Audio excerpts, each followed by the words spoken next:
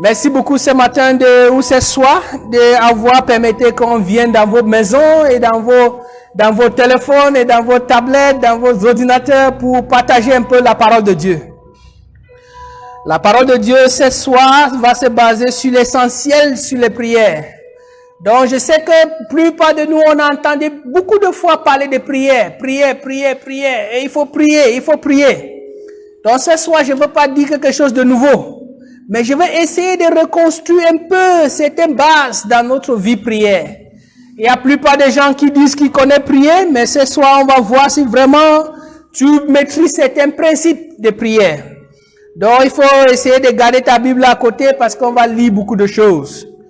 Donc, je vais inviter les gens qui sont là pour rapprocher parce que dès qu'on va prendre les paroles à lire, on va prendre le micro et on va lire ça à haute voix. Maintenant, quand on parle de prière, comment on fait des prières? Pourquoi d'abord même on prie?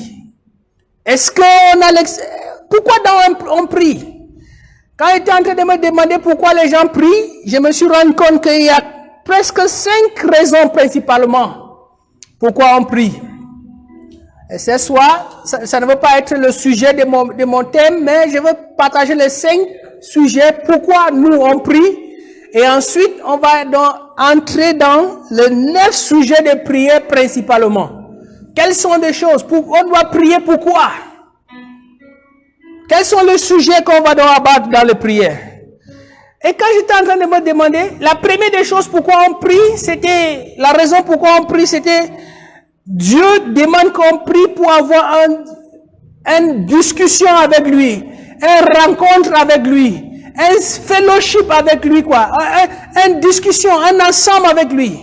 Et j'étais en train de me demander, Adam et Ève, quand la Bible dit que Dieu descend chaque soir et causait avec Adam et Ève, il disait que quoi?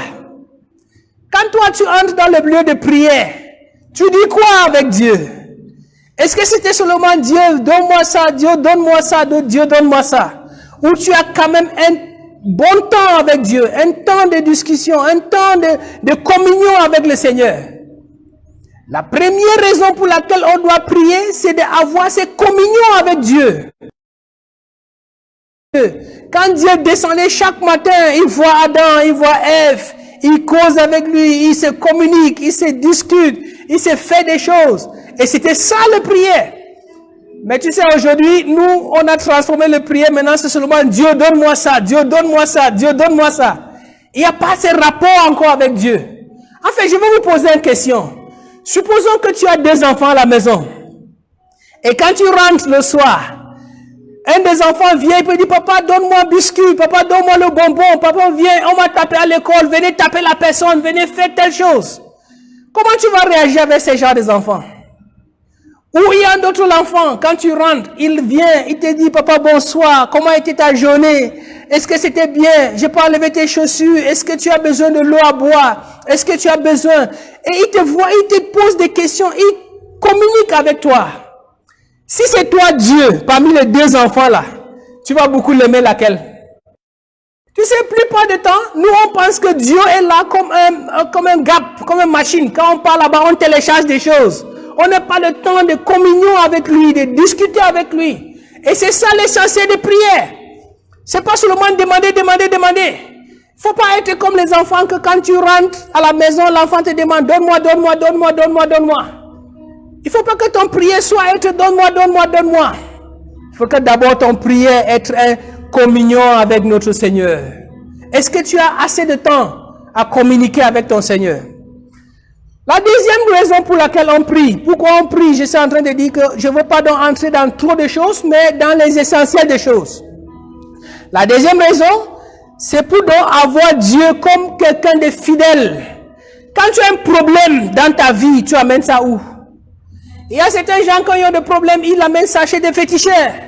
Je me souviens quand on était jeune, quand tu te rêves même, le matin là, tu commences à trembler, on dit allez voir un féticheur. Et on va aller voir. Mais quand tu amènes ça à Dieu, Dieu est content parce que Dieu te regarde comme quelqu'un qui croit en lui, qui a confiance que oui, si j'amène ça devant Dieu, il va résoudre. Donc ça c'est la deuxième raison de prière, parce qu'on a la confiance en Dieu. Tu sais, la plupart de nous maintenant, on est en train de prier comme une tradition, comme une religion. Je me demande, quand tu veux manger, tu dis quoi à Dieu? C'est comme la même prière que tu récites chaque jour.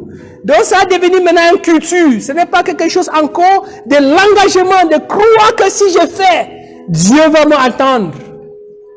Mais je sais que quand tu amènes quelque chose devant Dieu, c'est parce que tu l'as fait confiance. Et Dieu est content quand tu l'amènes quelque chose devant lui. Il est content parce qu'il sait que tu es en train de dire non, je suis fidèle. Dieu est fidèle, il peut faire. Tu n'as pas amené ça chez tes frères, chez ta sœur. Tu n'as pas amené ça chez quelqu'un d'autre, mais tu as amené ça devant le Seigneur. Et c'est pour cela, même si tu ne connais pas quoi prier, une fois que tu es devant Dieu, il va te exaucer. Parce qu'il sait que tu l'as en train de dire, oui, j'ai un Dieu qui peut me résoudre le problème. C'est ça la deuxième raison. En fait, tout ça, c'est pour seulement établir une fondation. Ce n'est pas le cœur de mon message. Mais on dit aussi qu'on prie pour que Dieu nous renforce. La Bible dit en Luc chapitre 22, 43, que quand Jésus avait prié, l'ange est venu pour le renforcer. Donc Dieu va nous renforcer dans le lieu de prière. J'ai dit Luc 22, 43. Que quand tu entres dans le lieu de prière, bon, le lieu de prière, pour nous, ça doit être comme un garage, comme un atelier, comme un hôpital. Quand tu es fatigué, quand tu es abattu, quand tu es à terre, tu viens là-bas dans le lieu de prière, tu dis, Seigneur, me voici, renouvelez-moi encore, renforcez-moi encore, Seigneur. J'ai besoin de ta présence, j'ai besoin de ta soutien, j'ai besoin de ta force. Refais des choses dans ma vie, Seigneur. Change de l'huile dans mon moteur, mets de l'eau dans mon radiateur, renforce-moi, renouvelez-moi encore. Ça, ce sont des choses qu'on vient pour se faire dans le lieu de prière, de prier, quoi. Donc, la première des choses, j'ai dit que Dieu demande la communion entre nous et lui dans le lieu de prière. La deuxième chose, c'est que Dieu veut quelque chose de confiance avec lui dans le lieu de prière. Et la troisième chose, on voit la prière comme un lieu de renouvellement de notre force, de notre essence de vie, de notre savoir de vie, de notre pouvoir pour donc pouvoir continuer dans ce qu'on est en train de faire. Et la troisième chose, c'est pour que Dieu t'aide à changer tes perspectives. Tu sais, plupart du temps, on nous a fait voir les mauvaises choses que le diable fait. Tout le temps, on voit comment le diable est gros, il est là, il peut nous tuer, il peut nous faire des choses. Le Seigneur va vous reconstruire des choses. Je vais dire quelque chose, il faut me bien suivre parce que c'est un peu profond. Quand je regarde la relation entre Élisée et Géasi, il y avait une relation entre eux. Donc une fois, il y avait une guerre et les soldats sont venus maintenant pour l'arrêter. Et il y avait quelque chose. Élisée a train de boire son thé. Et Géasi était en train de casser son corps. Il monte, il descend. Et il demande à son patron, mais pourquoi toi là tu es trop à l'aise? Tu ne vois pas que les gens viennent nous arrêter? Et il a dit, non, je vais prier pour toi et tu vas voir autrement. Et quand on a prié pour lui, il regarde, il voit comment l'ange est entouré lui et son patron.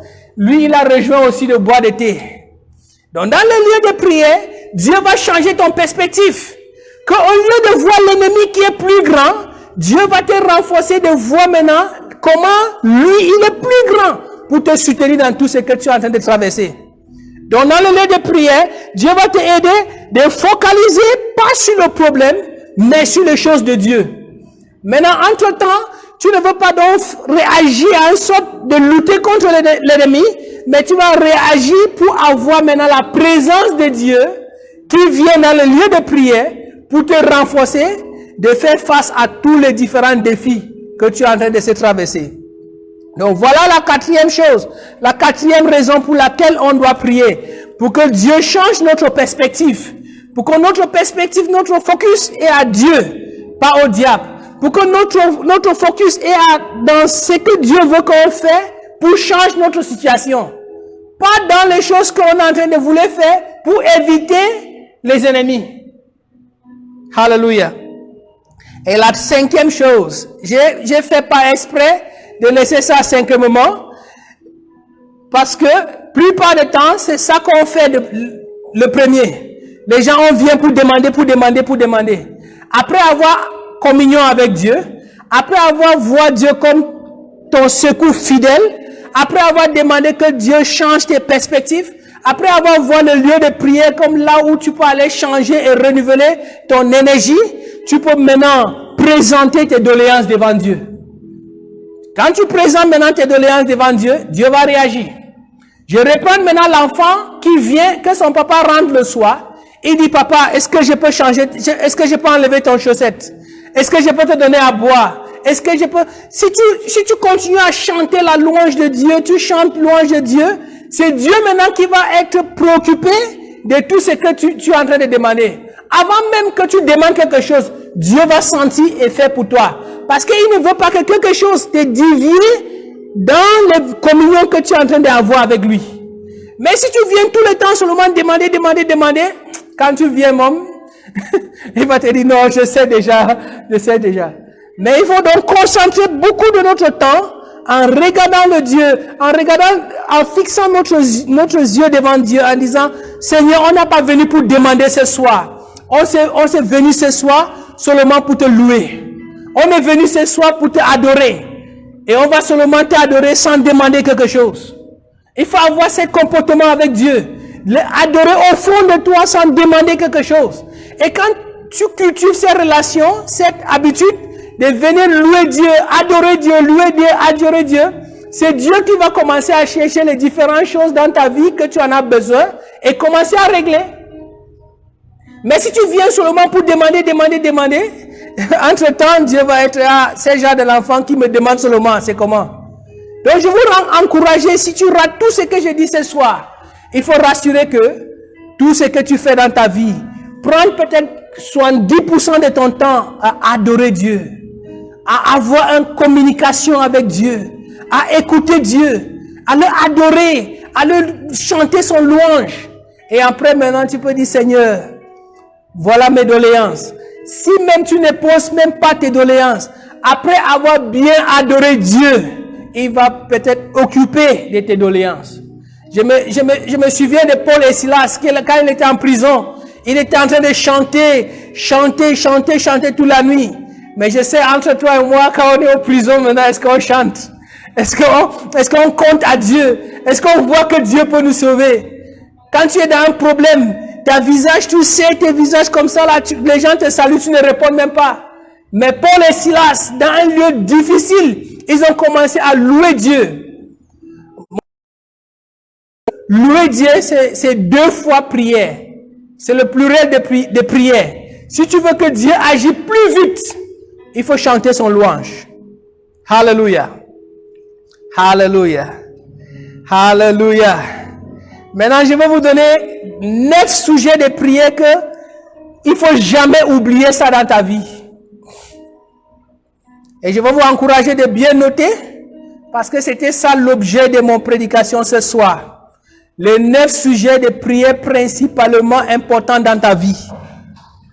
Que n'importe quelle situation, il faut jamais oublier ces 9 sujets de prière. On prie pourquoi? Est-ce que quelqu'un peut lire avec moi Matthieu 26, 41? Matthieu 26, 41. Quelqu'un d'autre va me ouvrir peut-être Proverbe 24, 10. Matthieu 26, 41. Proverbe 24, 10. Matthieu 26, 41. Je lis la parole de Dieu. Veillez et priez, afin que vous ne tombiez pas dans la tentation. L'esprit est bien disposé, mais la chair est faible. Le premier sujet de prière que ça doit rester avec toi toute ta vie, c'est qu'il faut veiller et quoi? Veiller et prier pour ne pas tomber dans la tentation. Ça, c'est le premier sujet de prière. Ce n'est pas que Dieu donne-moi ceci, Dieu donne-moi cela. C'est de prier en disant, Seigneur, aide-moi pour que je ne tombe pas dans la tentation. C'est ça que Jésus avait dit à Pierre. Il dit, Pierre, il faut prier. Veiller et prier pour que tu ne fais pas quoi? Tombe pas dans la tentation. Mais tu sais ce qu'on est en train de faire aujourd'hui? On est en train de plutôt prier contre la tentation. On prie contre la tentation, mais ce n'est pas ça le sujet de prière. La tentation va toujours venir. On va toujours avoir des choses qui vont tenter de nous faire sortir de la présence de Dieu. Mais Dieu a dit, veillez et quoi? Et priez pour que tu ne tombes pas. Est-ce que Pierre avait veillé? Est-ce qu'elle a tombé? Il a tombé. Et c'est un petit fille qui l'a fait tomber. Plupart du temps, on pense qu'on est fort, on pense qu'on est là, on a beaucoup de l'exploit à notre force. Mais le Seigneur sait. C'est Dieu même qui nous dit, frères et sœurs, il ne faut pas trop penser que tu es en haut. La Bible même dit que tout le monde qui pense qu'il est en haut, il n'est qu'à prendre garde. Parce qu'il peut tomber. Dieu dit, il faut veiller et prier pour que tu ne tombes pas dans la tentation. La tentation va être là.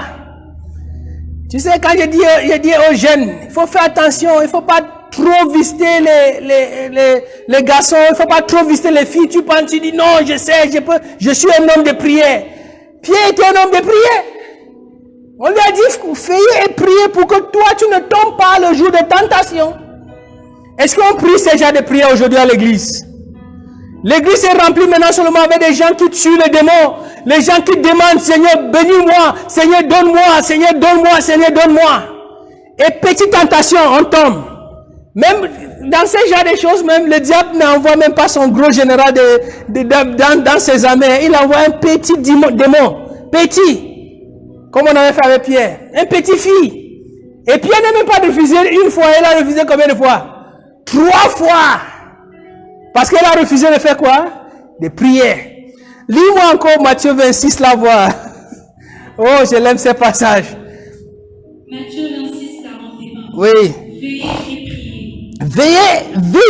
Veillez et priez. Et entends le sujet de prière pour le veiller là. C'est quoi? Afin que vous ne tombez pas dans la tentation. C'est simple. Donc toute la nuit, veillez et priez pour que tu ne fais pas quoi? Tu ne tombes pas dans la tentation. Mais nous, on pense que c'est la blague. Voilà, c'est Jésus lui-même qui donne ce sujet de prière. Et il ne dit même pas que prier ça pour quelques minutes. Il dit, Pierre, toi, veillez et priez pour que toi, tu ne tombes pas. Et la Bible dit quoi? Peut-être lis-moi Proverbes 24, 10. Proverbe 24, 10. Si tu faiblis au jour de la détresse, ta force n'est que détresse. Si tu faiblis. Oh, si tu faiblis de Dieu de détresse, c'est parce que tu n'as pas bien prié. Tu n'as pas renforcé ta force. Et la Bible dit à Pierre que quoi? Pierre, je t'ai dit, pour que tu ne tombes pas dans la tentation. Et on a l'habitude maintenant de dire que c'est le diable. Arrêtez à dire le diable, c'est toi. Tu n'as pas passé le temps de te renforcer dans sa présence. Tu n'as pas passé le temps de te lire la Bible. Tu n'as pas passé le temps parmi les frères et les sœurs pour te renforcer. Parce qu'on sait que le jour de détresse va venir. Et la Bible dit que si tu tombes le jour de détresse, c'est parce que ta force est faible. Seigneur, aide-moi pour veiller et prier pour ne pas tomber. La tentation va venir. Oh, je me souviens quand j'ai quitté le Cameroun pour venir ici, on m'a proposé un job, un boulot. Le boulot était tellement agréable, mais je voyais beaucoup de tentations autour. Il y avait beaucoup d'argent, mais on te paye petit. Et entre-temps, tu vas donc avoir la tentation de mettre tes mains dans l'argent qui ne t'appartient pas. Voilà la tentation. La Bible dit, veillez et priez pour que tu ne tombes pas. Et la Bible ajoute que si tu tombes le jour de détresse, c'est parce que quoi? Ta force n'est que détresse. Ta force est petite. Tu vois un gros, c'est pour cela que tu vois c'est un gros responsable. Et il y a une petite fille étudiante en première année qui est en train de tourner comme ça en ville. Parce que sa force est comment? Sa force est petite. Et c'est pour cela que le Seigneur nous dit ce soir, veillez, priez pour que Dieu te protège le jour de tentation. Ça, c'est le premier sujet ce matin. Tu vois, plupart de nous, on pense que c'est l'émotion. On dit, Pierre, priez pour Pierre. Dit, non, je te connais, je peux tenir, je ne peux pas te refuser, Seigneur. Je te dis, c'est moi qui le dis. Moi, Pierre, refuser. Non. Le Seigneur dit, regarde, ce n'est pas l'émotion, mon frère. Ce n'est pas l'émotion. Je te conseille de veiller et prier pour que tu ne tombes pas. Pierre dit non, Seigneur, je ne peux pas tomber. Moi, je sais là où j'ai mis mes pieds. Je suis bien solide devant toi. Jésus dit, je te connais, Pierre. Prie. Regarde, Pierre n'est pas seulement tombé. Il a refusé 3 fois. Et il a rentré en train de se pêcher ses poissons. Donc, il a raté même son but à vie. Grâce à Dieu pour la deuxième touche. Qui a ramené Pierre sur son but, sur sa vision. Sinon, Pierre devait être disparu comme ça. À cause de quoi? Veillez et priez pour que tu ne tombes pas. Je prie pour toi ce soir. Que le Seigneur te donne la force de prier, de jeûner, de veiller et de rester dans sa présence. Pour ne pas avoir des choses de monde. Pour ne pas avoir de l'argent. Pour ne pas avoir les éducations et d'autres choses. Mais d'avoir la puissance de pouvoir résister le jour de tentation. C'est ça l'essentiel. Pour que nous, en tant que l'Église, après avoir fait tout, qu'on se compte au dernier jour avec Christ. Il ne faut pas tomber dans la tentation. Oh Seigneur, aide-moi pour que je soutienne jusqu'à la fin. Ce n'est pas le début qui compte, mais c'est la fin. Pierre dit que Seigneur, je ne peux pas te lâcher, mais il a refusé 3 fois. Seigneur, je ne peux pas te lâcher, mais il a abandonné même sa mission pour aller pêcher le poisson. Personne n'est épargné. Si tu entends ma voix ce soir, c'est parce que le Seigneur veut que tu veilles et tu pries. Parce qu'il y a assez de tentations dehors. Et c'est seulement dans le lieu de prière que le Seigneur peut te renforcer contre ces tentations. Et quand tu sors de ta maison, tu tournes à gauche, tu tournes à droite, tu vas voir beaucoup d'opportunités de tomber dans les tentations. Mais est-ce que tu as bien veillé dans le lieu de prière pour que Dieu te renforce? Bien-aimé, je t'encourage ce soir. Faut pas prendre ça de léger, mais passer beaucoup de temps dans la présence de Dieu. Dans les prières, pour demander, Seigneur, renforce-moi. Seigneur, soutiens-moi. Seigneur, aide-moi de vaincre les tentations. Seigneur, aide-moi pour que le moment venu, ma force va me tenir jusqu'à la fin. Alléluia. Première des choses, on a dit que quoi? Prier pour que Dieu te renforce contre la tentation. Ça, c'est le premier sujet de prière que tu dois garder à vie dans ton cœur. La deuxième, c'est Jacques chapitre, je pense c'est Jacques chapitre 1, verset 2 à 5. Jacques chapitre 1, verset 2 à 5. Ensuite, on va dans le premier roi 3, 5 à 9. Si tu as Jacques chapitre 1, 2 à 5, tu peux lire avec nous. Jacques 1, 2 à 5. Mais sujet de joie complète, les diverses épreuves auxquelles vous pouvez être exposés, sachant que l'épreuve de votre foi produit la patience. Mais il faut que la patience accomplisse parfaitement son œuvre, afin que vous soyez parfaits et accomplis sans faillir en rien. Si quelqu'un d'entre vous manque de sagesse, qu'il la demande à Dieu, qui donne à tout simplement et sans reproche, et elle lui sera donnée. Lis-moi encore le cinquième verset là. Si quelqu'un d'entre vous manque de sagesse, qu'il la demande à Dieu. Qu'il la demande à qui? À Dieu. Si tu manques de sagesse, demande à Dieu. Le deuxième sujet de prière, c'est la sagesse pour pouvoir vaincre ta mission dans cette terre. La plupart des gens ne prient pas pour la sagesse. Ils prient pour autre chose. Mais Jean dit, je te dis, mon frère, il y aura beaucoup de tentations, il y aura beaucoup de circonstances que tu vas donc traverser. Mais il faut donc essayer de prier et demander la sagesse devant Dieu. Dieu, aide-moi avec la sagesse pour que quand je fais face à la différentes situations dans ma vie, tu vas m'aider avec la sagesse pour que je vainque ces situations.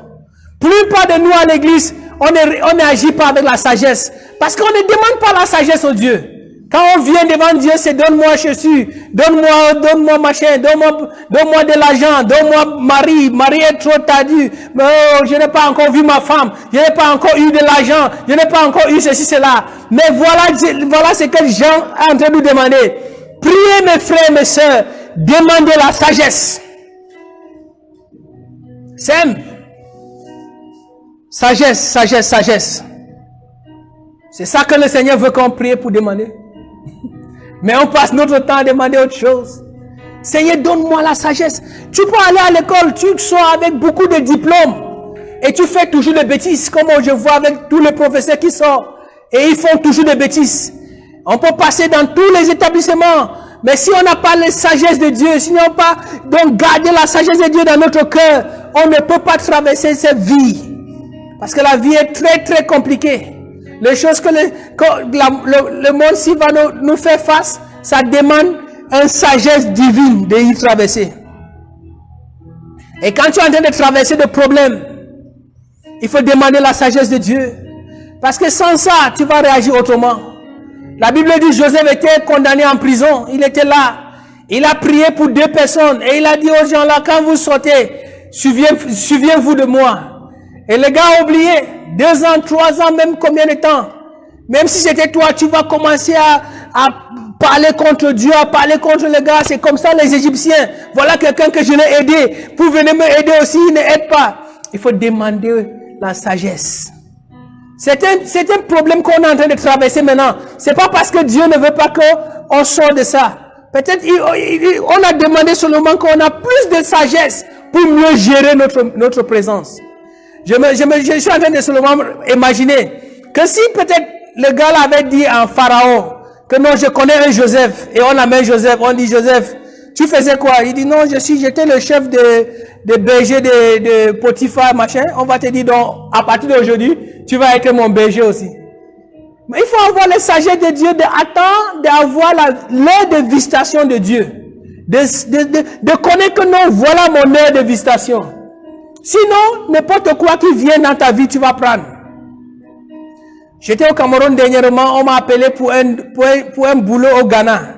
Les gars, on m'a interviewé, on a fini l'interview. Et le gars me dit, tu vas venir au Ghana, patati patata. J'ai dit, bon, c'est pas grave. Avant que je prenne l'avion pour venir, mon salaire c'est combien? Mais si j'étais seulement content que donc j'ai eu quelque chose au Ghana, je devais aller. Le gars me dit, c'est comme ça, c'est comme ça, c'est comme ça. Il dit, non, je sais ce que Dieu peut me donner. Ça, ce n'est pas Dieu qui. Parce que dans le temps de prière, je demande la sagesse pour essayer de différencier quand Dieu me parle, quand l'autre chose me parle, et de savoir quand est-ce que je dois dire oui ou quand est-ce que je dois dire non. C'est la sagesse. Quand est-ce que je dois parler et quand est-ce que je dois me taire. Quand est-ce que je dois écouter et quand est-ce que je dois parler. Tout ça, c'est la sagesse. Ce n'est pas l'éducation. Il faut prier pour que Dieu nous donne la sagesse. Hallelujah. Troisième point, troisième sujet. C'est presque lié comme le premier. On va lire ça en 1er Roi 3. 1 Roi 5 à 9. À Gabaon, l'Éternel apparut en songe à Salomon pendant la nuit. Et Dieu lui dit, demande ce que tu veux que je te donne. Arrête là-bas d'abord. Voilà notre tout-puissant Dieu qui est devant nous maintenant. Le Seigneur vient devant nous et dit, hé mon frère, hé mon fils, demande-moi tout ce que tu veux. Ah, je vois maintenant comment quelqu'un est en train de dire, voilà une opportunité. Ça c'est un chèque non écrit quoi, c'est un chèque blanc. Comment dire? Maintenant je vais écrire comme je veux sur ça quoi. Maintenant tu vas dire non, j'ai besoin de 30 millions, j'ai besoin de 40 millions, j'ai besoin d'une voiture, j'ai besoin d'une maison. Et maintenant il demande, tu veux que je fasse quoi pour toi? Oh, j'ai pris que le Seigneur me pose ces questions ce soir. Hallelujah. Et notre frère a répondu comment? Salomon répondit, tu as traité avec grande bienveillance ton serviteur David. Et tu vois ce qu'il commence à dire? Il ne commence pas à poser des choses. Il commence avec louange. Il dit, Seigneur, tu es merveilleux. Seigneur, tu as fait de bonnes œuvres. Seigneur, tu m'as pris de rien. Tu m'as amené là où je suis. Seigneur, tu as travaillé même avec mes parents. Seigneur, tu m'as fait patati patata. Il a commencé à louer Dieu. Mais je connais, toi et moi, ce qu'on devait faire. Ah, Seigneur, c'est ça, c'est ce que j'attendais depuis. Merci pour ces questions. Voilà, je veux 1, 2, 3. C'était de nous-mêmes, on a une liste on a une longue liste de sujets de prière. Si le Seigneur tente même avec nous ce soir-là, il va voir. Alléluia. Mais voilà notre frère Salomon. Il commence à prier, il commence à dire, Seigneur, je t'aime parce que toi, tu connais veiller sur tes peuples. Seigneur, je t'aime parce que tu m'as soutenu. Seigneur, il commence Oh Seigneur, je l'aime ce gars. Dis-moi, continuez ma soeur. Tu as traité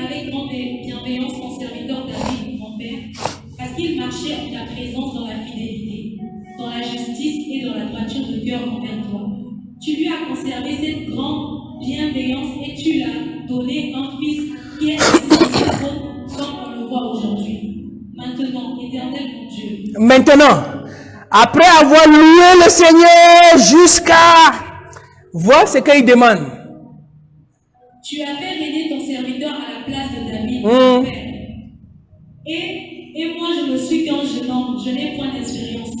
Ton serviteur est au milieu du peuple que tu as choisi. Peuple immense qui ne peut être ni compté ni nombré à cause de sa multitude. Oui. Accorde donc à ton serviteur un cœur intelligent pour juger ton peuple, pour discerner le bien du mal. Regarde ce qu'il demande au Dieu. Donne-moi un cœur intelligent, donne-moi ta sagesse pour que je gère tes peuples. Tu peux arrêter là-bas, mais je vous encourage à la maison de continuer à lire. Et après ça, Dieu a commencé à parler avec Salomon. Il dit, Salomon, regarde, quand tout le monde vient devant moi, on me demande beaucoup d'autres choses. Mais comme toi, tu as demandé seulement la sagesse pour gérer mes peuples. Tu as demandé d'être dans mes buts. Tu as demandé de remplir la mission que je t'avais donnée. Salomon, attends, tiens, je vais te donner ça, plus d'autres choses que les autres sont en train de chercher. Oh, que le Seigneur nous aide ce soir avec la sagesse pour qu'on sait de quoi on peut prier.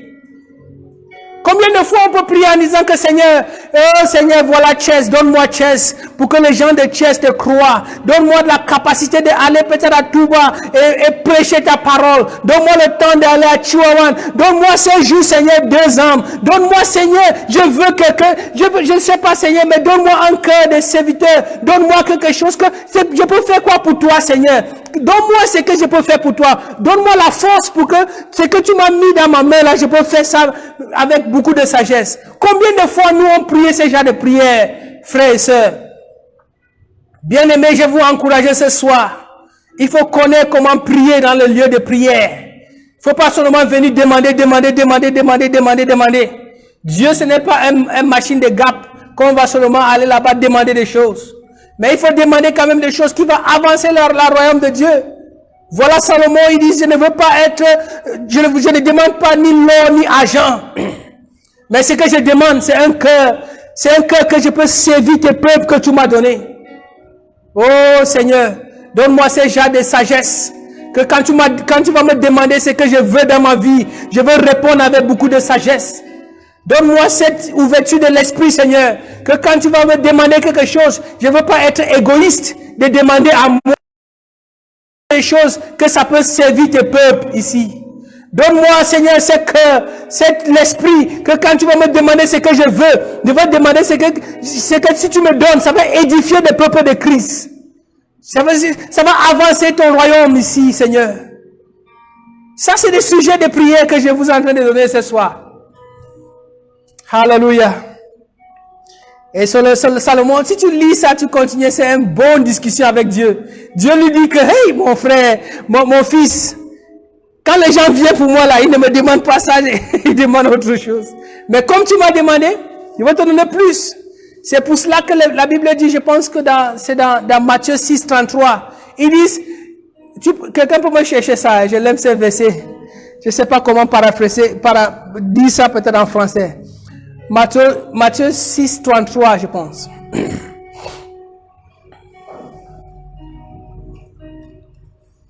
Quelqu'un est là?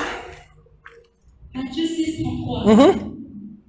Cherchez premièrement le royaume de Dieu. Cherchez premièrement le royaume de Dieu. Et la justice de Dieu. Et la justice de Dieu, comme on l'a fait Salomon. Et toutes ces choses vous seront données par-dessus. Et toutes d'autres choses que les gens demandent. Va faire comment? Vous seront donnés par-dessus. Ça va donc t'accompagner. Mais plupart de nous, on demande plutôt toutes d'autres choses. Tu vois maintenant, quand tu demandes toutes d'autres choses, on te donne. Et ça finit dans peu de temps. Mais dans mon cœur, je demande, Seigneur, aide-moi pour être fidèle devant toi. Tout ce que je cherche, je te cherche, Seigneur. Je ne suis pas venu à Chess pour chercher un homme. Je suis venu à Chess pour chercher ta visage, Seigneur. Je ne suis pas venu dans cette église pour voir l'homme. Je suis venu ici, Seigneur, pour te voir. Règle ma situation devant toi, Seigneur. Je demande la sagesse. Fais comme notre frère Salomon. Et dans son temps, on n'utilise même plus l'argent. Parce que c'était inutile. Que le Seigneur, je prie pour toi cette soir pour que tu connais quoi demander à Dieu. Et quand tu demandes, Dieu va ajouter d'autres choses derrière. Alléluia. On a dit combien déjà? 3, n'est-ce pas? 3 sujets de prière. Et je vois comment quelqu'un est en train de se mobiliser. Je suis en train de... On a dit le premier, c'était quoi? Premier, c'était quoi? Prier pour ne pas tomber dans la tentation. Deuxième, c'était quoi? Demander la sagesse. Et troisième, c'est quoi? Alléluia. L'intelligence d'accomplir ce que le Seigneur vous a demandé à faire. La quatrième maintenant. Il faut lire sur Marc. Marc chapitre 14, 36.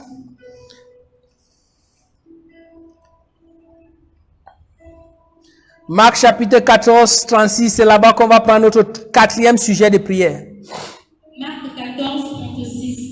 Il dit, Abba, Père, toutes choses te sont possibles. Éloigne de moi cette coupe, toutefois, non pas ce que je veux, mais ce que tu veux. Il faut prier que Dieu te donne la force de maîtriser ton émotion. Plupart du temps, on pense qu'on est forte. On ne prie pas pour notre émotion. Mais voilà Seigneur Jésus-Christ qui était en train de prier. Il était en face de sa croix. Et il est en train de prier. Il dit, Seigneur, si c'était moi-même, Seigneur, s'il vous plaît, prends ce stress. Enlève-moi ce stress. Si Dieu avait répondu à son prière, le prière d'émotion là, est-ce qu'on devait être là aujourd'hui? Il faut prier en demandant, Seigneur, aide-moi pour vaincre mon émotion.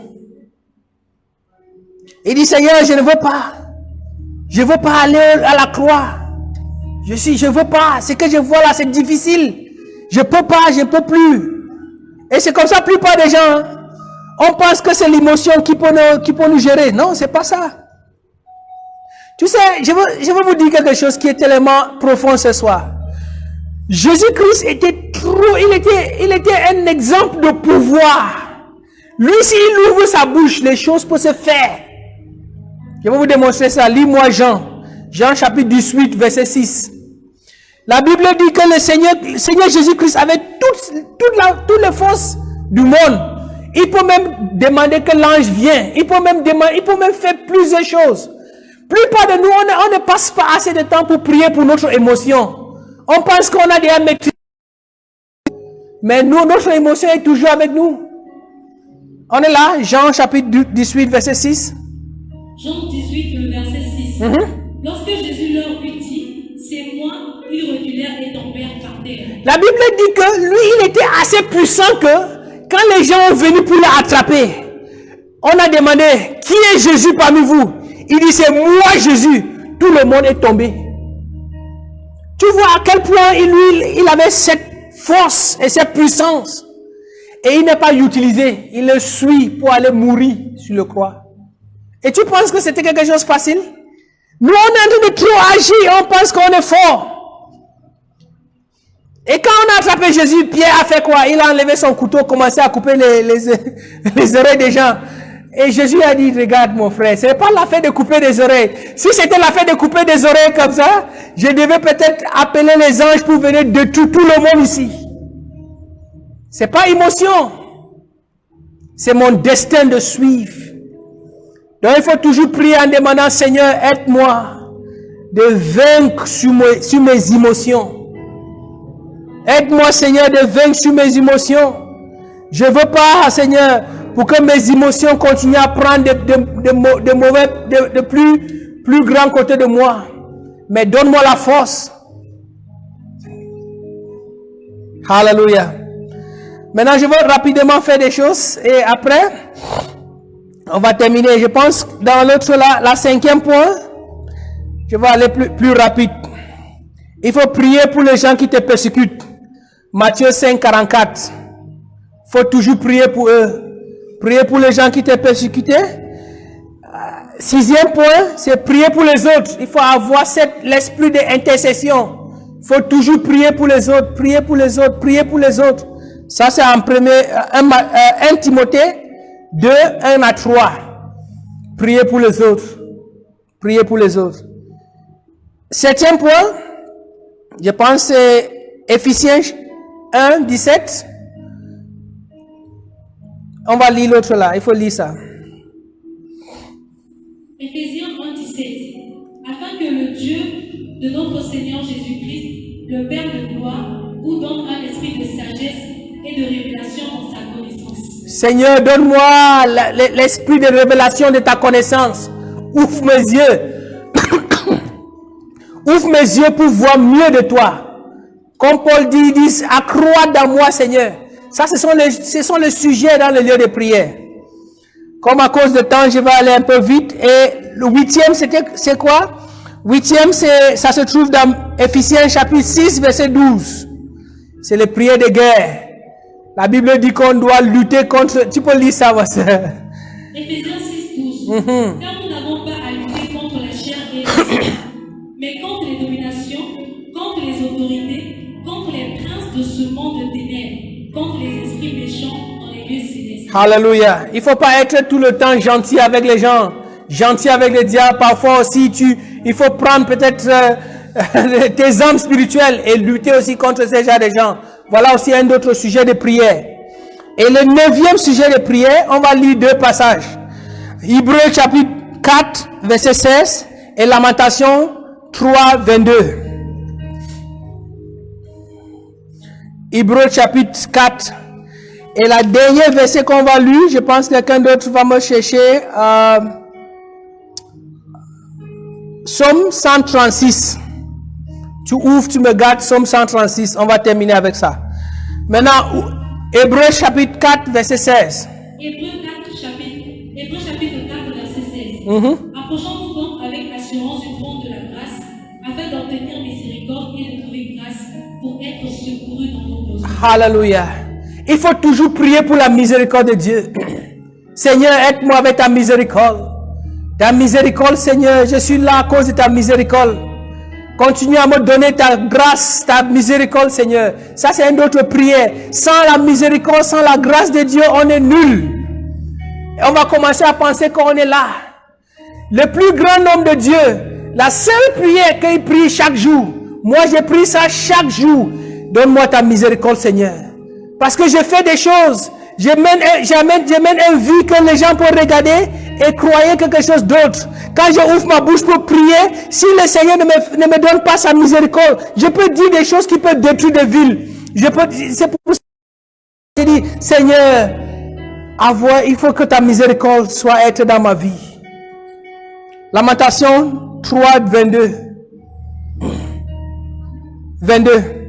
Lamentation 3, 22. Les bontés de l'Éternel ne sont pas épuisées. Ses compassions ne sont pas à la paix. Son compassion est là chaque matin. Il faut crier, demander, Seigneur, aide-moi avec ta compassion. Aide-moi. Je ne sais même pas si j'ai tout fait ce que je dois faire. Mais Seigneur, j'ai besoin de ta compassion. Seigneur, compassion. Compassion pour des âmes. Compassion pour mes enfants. Compassion pour les âmes qui sont en train de se mourir. Donne-moi ta compassion, Seigneur. C'est ça que je veux. Alléluia. Quand tu regardes la Bible, je pense en Luc chapitre 18, verset 10 à 13, tu vois, il y a 2 gens qui sont allés ils sont allés à l'église pour prier.